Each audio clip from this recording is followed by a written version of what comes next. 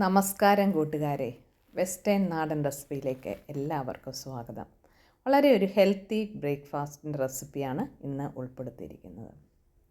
ഇതിനായിട്ട് ഞാൻ ഇവിടെ 1 കപ്പ് റോൾഡ് ഓട്സ് ആണ് എടുത്തിരിക്കുന്നത്. അത് ഒരു മിക്സിയുടെ ജാറിലിട്ട് നന്നായിട്ടൊന്ന് പൊടിച്ചെടുക്കാം.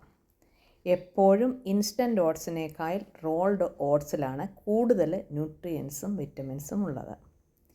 ഇനി ഇതിലേക്ക് ചേർക്കുന്നത് 1/2 കപ്പ് ഗോതമ്പ് പൊടിയാണ്. ഒരു മിക്സിയുടെ ജാറെടുത്ത് ഇതിലേക്ക് 1 കപ്പ് വെള്ളം ഒഴിക്കുക. എന്നിട്ട് ഈ 2 പൊടികളും ഇതിലേക്ക് ചേർക്കുക. ഇത് നല്ലതായിട്ടൊന്ന് ഇളക്കി കൊടുക്കണം, അല്ലെങ്കിൽ മിക്സിയുടെ ജാറിൽ പിടിക്കും. ആവശ്യത്തിന് ഉപ്പും ചേർക്കുക. ഒരു സ്പാച്ചുല വെച്ച് നന്നായിട്ടൊന്ന് ഇളക്കുക. 1/2 കപ്പ് ഡെസിക്കേറ്റഡ് കോക്കനട്ടാണ് ഞാനിവിടെ ചേർക്കുന്നത്, അല്ലെങ്കിൽ ഫ്രഷ് കോക്കനട്ട് ഉള്ളവർക്ക് അത് ചേർക്കാം. ഈ വെള്ളവും ഈ പൊടികളും കൂടെ ഒന്ന് മിക്സ് ചെയ്തെടുക്കാം. വെള്ളം ആദ്യമേ തന്നെ ജാറിൽ ഒഴിക്കുന്നത് മിക്സിയുടെ ബ്ലേഡിലേക്ക് ഈ മാവ് ഒത്തിരി കുഴഞ്ഞ് പറ്റിപ്പിടിക്കാതിരിക്കാനായിട്ടാണ്. ആദ്യമേ മാവിട്ടിട്ട് വെള്ളം ഒഴിക്കുകയാണെങ്കിൽ ഇതിലേക്ക് ഒത്തിരി പറ്റിപ്പിടിക്കും.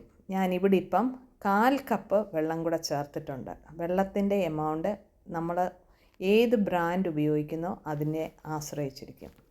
ഇനി ഇത് മിക്സി അടച്ച് നമുക്ക് ദോശയുടെ പരുവത്തിൽ ഇത് നന്നായിട്ടൊന്ന് അടിച്ചെടുക്കാം. ഇവിടെ ബാറ്റർ നന്നായിട്ട് അടിച്ചെടുത്തിട്ടുണ്ട്. ഈ കൺസിസ്റ്റൻസിയാണ് ഇവിടെ ആവശ്യമുള്ളത്. അതായത് ദോശയുടെ കൺസിസ്റ്റൻസിയിലും കുറച്ചുകൂടെ തിക്നെസ് ആയിട്ടിരിക്കണം. പിന്നെ കൂടുതൽ തിക്കാന്ന് തോന്നിയാൽ നമുക്ക് ആ മിക്സിയുടെ പാത്രം കൂടെ കഴുകി അതിൻ്റെ വെള്ളം കൂടെ ഒഴിച്ചു കൊടുക്കാം. അപ്പം ഏകദേശം 1.25 കപ്പ് വെള്ളമാണ് ഇവിടെ ചേർത്തിരിക്കുന്നത്. വീണ്ടും എല്ലാം കൂടി ഒന്ന് മിക്സ് ചെയ്യുക. മിക്സ് ചെയ്തതിന് ശേഷം ഒരു 5 മിനിറ്റ് ഒന്ന് റെസ്റ്റ് ചെയ്യാനായിട്ട് വെക്കാം. ഈ റെസ്റ്റ് ചെയ്യാൻ വെക്കുന്നത് ഡെസിക്കേറ്റഡ് കോക്കനട്ട് ഇട്ടതുകൊണ്ട് മാത്രമാണ്. ഫ്രഷ് കോക്കനട്ട് ആണെങ്കിൽ അന്നേരം തന്നെ നമുക്ക് ഉണ്ടാക്കിയെടുക്കാം. ഇനിയും ഒരു ചീനിച്ചട്ടി ഇതുപോലെ ചൂടാക്കുക. ഞാൻ ഇരുമ്പിൻ്റെ ഒരു തവയാണ് ഇവിടെ ഉപയോഗിച്ചിരിക്കുന്നത്. എന്നിട്ട് 1 കപ്പ് ഈ ബാറ്റർ ഇതിലേക്ക് ഒഴിച്ചു കൊടുക്കുക. ചൂട് നല്ല മീഡിയം ഹീറ്റായിരിക്കണം. എന്നിട്ട് ദോശയ്ക്ക് ഉണ്ടാക്കുന്നത് പോലെ തന്നെ ഒന്ന് ചുറ്റിച്ച് കൊടുക്കുക.